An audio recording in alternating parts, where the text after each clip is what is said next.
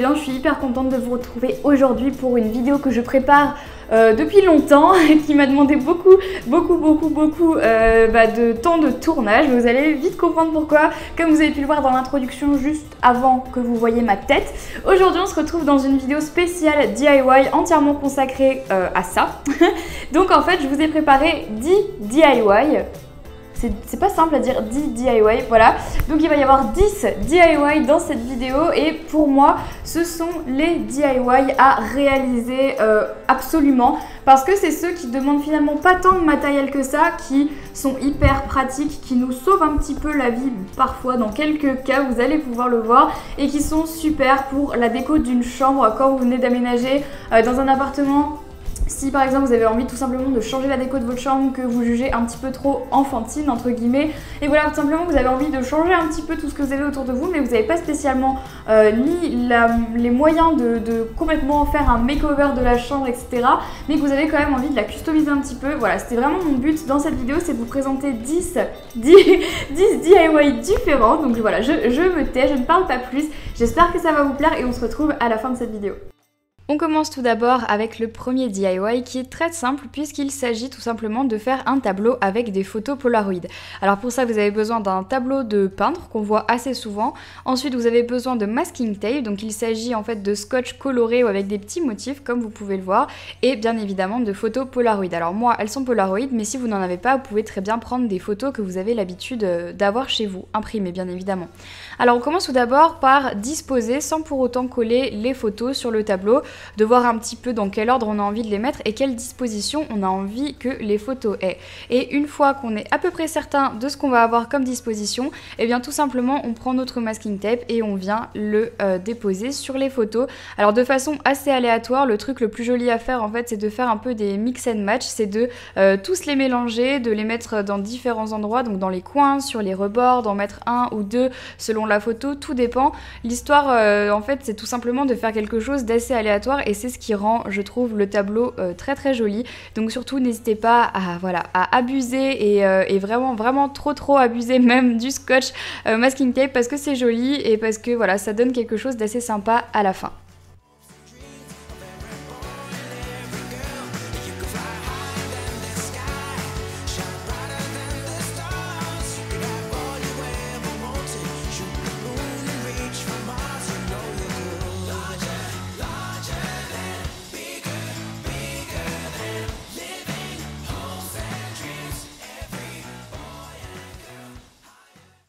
Le deuxième DIY est un de mes préférés que j'ai appelé Glitter Glass, donc pour la simple et bonne raison qu'on va tout simplement glitteriser, si je peux dire, donc pailleter un verre. Donc vous pouvez le faire avec un verre, avec un bocal, avec un peu ce que vous voulez, un ancien pot à crayon que vous voulez customiser.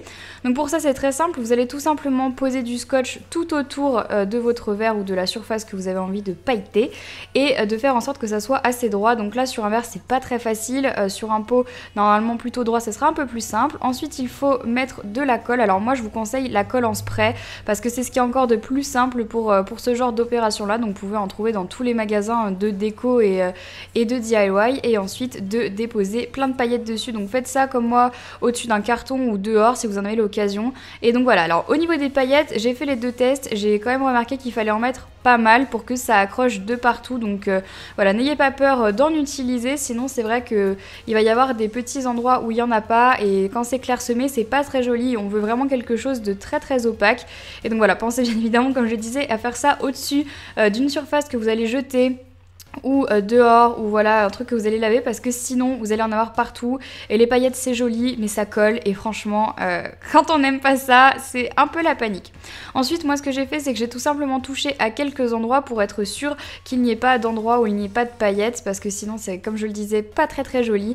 Et une fois que c'est fait j'enlève le scotch qu'il y a tout autour et donc ça me laisse une trace bien nette. Si vous avez un petit peu débordé sur le haut, pas de panique, ce qu'on fait c'est qu'on prend un coton avec du dissolvant et on vient tout simplement enlever les paillettes sur le haut.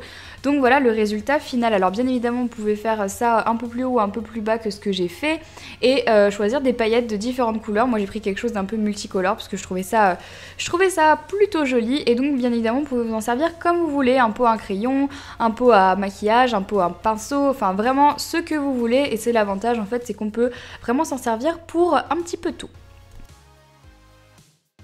Le DIY numéro 3 est sûrement le plus simple du monde, j'ai envie de dire. Donc si jamais vous avez comme moi des lunettes de soleil, vous en avez trop, vous savez pas quoi en faire et surtout pas où les mettre, alors moi ce que je vous recommande c'est de prendre un cintre, mais n'importe lequel, même un cintre pas cher du tout, et de disposer vos lunettes de soleil dessus, de manière à ce qu'on puisse les voir et qu'on puisse justement les mettre plus souvent, parce que c'est aussi ça les lunettes de soleil, quand on les voit pas, on les met pas, et de tout simplement accrocher votre cintre contre un mur. Et donc du coup ça fait déjà une déco sympa, d'autant plus que si vous décorez votre cintre ça peut être encore plus joli. Moi j'ai décidé de le laisser blanc et simplement de vous montrer la technique, mais décorer c'est vraiment très sympa et ça permet de faire un rangement vraiment hyper efficace.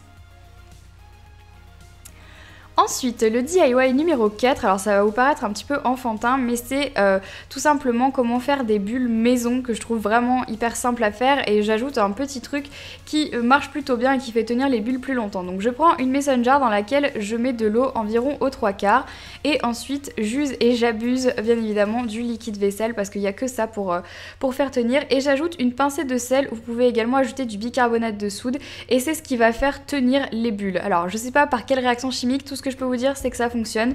Je ferme, je secoue et j'enlève la mousse apparente, puisque c'est celle qui va empêcher de faire correctement les bulles en fait. Généralement vous avez sûrement dû remarquer ça, la mousse blanche c'est celle qui marche pas.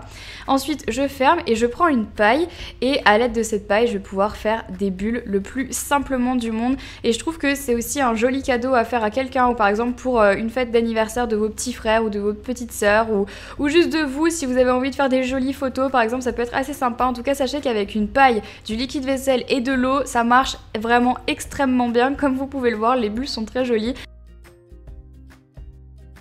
On continue ensuite avec le DIY numéro 5 que j'ai intitulé The Board Jar. Alors qu'est-ce que c'est mais je pense que vous l'avez déjà vu sur presque tous les réseaux sociaux, ça traîne ce genre de choses. Donc non, ce n'est pas un chien qui se gratte, mais il s'agit d'une jarre dans laquelle on dispose toutes les petites idées qui pourraient nous sauver la vie quand on s'ennuie. Alors moi j'ai pris une jarre qui vient de chez Maison du Monde, à l'intérieur j'ajoute des petits bonbons que je ne mangerai probablement pas maintenant, que vous avez sûrement vu sur ma chaîne de vlog, pour faire un petit peu de décoration. Je découpe des petits papiers, donc vous pouvez en prendre de plein de couleurs différentes, c'est ça qui est joli. Et sur les papiers, j'écris tout simplement les activités qu'on peut faire quand on s'ennuie. Donc voilà, lire, faire de la pâtisserie, appeler une copine, ou voilà, toutes ces choses auxquelles on pense pas spécialement et qui pourraient parfois nous sauver la vie quand on s'ennuie et quand on n'a vraiment rien à faire. Donc ensuite, je dispose tout simplement mes petits bouts de papier dans ma jarre et ensuite je la ferme. Alors pour intituler la jarre, vous pouvez faire comme moi une petite étiquette que vous allez disposer ensuite sur le couvercle, ou alors faire carrément une étiquette sur la jarre en écrivant ce que c'est dessus, et je trouve que même c'est un très joli cadeau à offrir à quelqu'un, et voilà, c'est assez girly et c'est vraiment un DIY que j'aime beaucoup. On passe ensuite au DIY numéro 6 qui sont des fleurs en papier de soie. Donc ça c'est un DIY que j'adore, c'est sûrement un de mes préférés avec le vert de cette vidéo. Donc pour ça vous aurez besoin de papier de soie trouvable un petit peu partout. Alors j'utilise moi 6 feuilles superposées que je viens couper en deux. Donc je coupe vraiment au centre comme vous pouvez le voir. Et on va travailler les deux parties chacune de leur côté. Alors ce qu'on fait, c'est qu'une fois qu'on a notre partie, on va faire comme vous pouvez le voir un accordéon. Je suis sûre que vous avez déjà toutes fait ça en cours d'art plastique ou même en cours tout court. Donc on fait un accordéon avec toutes les feuilles comme vous pouvez le voir. Donc c'est pas très compliqué, il faut juste être un petit peu minutieux, essayer de faire en sorte que ça soit un petit peu la même largeur à chaque fois.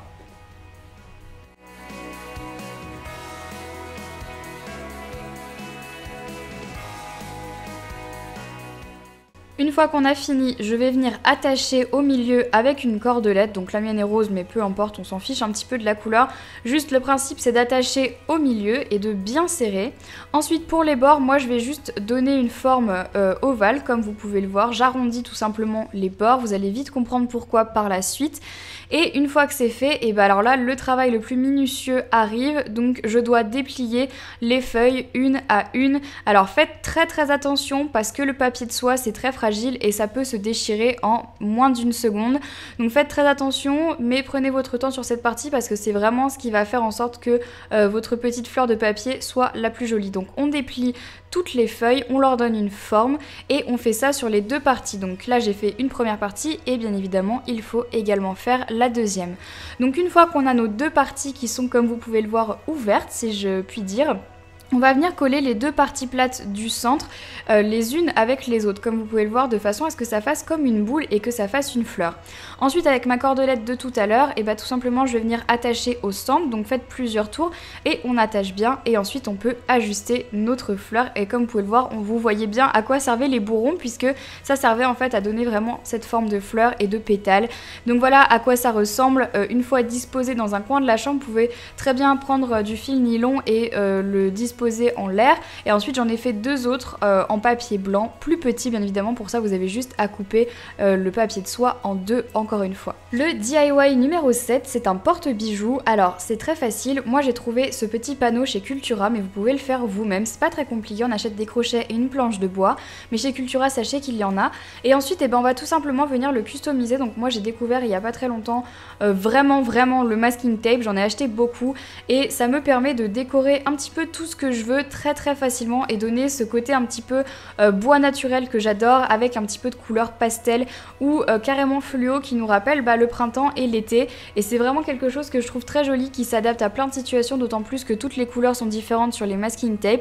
Et comme vous pouvez le voir, c'est un des DIY les plus simples parce qu'on n'a pas grand chose à faire. Une fois que c'est fait, tout simplement on l'attache au mur et on vient disposer nos bijoux. Donc moi sur les porte-bijoux je préfère largement attacher tout ce qui est petites chaînes très fines, parce que c'est ce qui a tendance le plus souvent à s'en mêler, beaucoup plus que les bracelets ou que les gros colliers.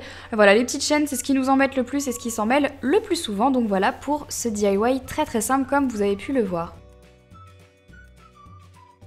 On passe au DIY numéro 8 et vous allez voir, celui-là est un petit peu particulier parce qu'on peut remplacer les paillettes par des petites fleurs en plastique. Alors vous avez besoin d'une lettre en papier carton comme ça qu'on peut trouver un petit peu partout, de la colle en spray, donc je viens en déposer partout sur ma lettre, bien évidemment sur une surface qui protège mon sol, et je commence par appliquer des paillettes. Alors la première fois que j'ai fait ça, comme vous pouvez le voir, j'ai fait ça avec des paillettes argentées et elles étaient beaucoup trop fines.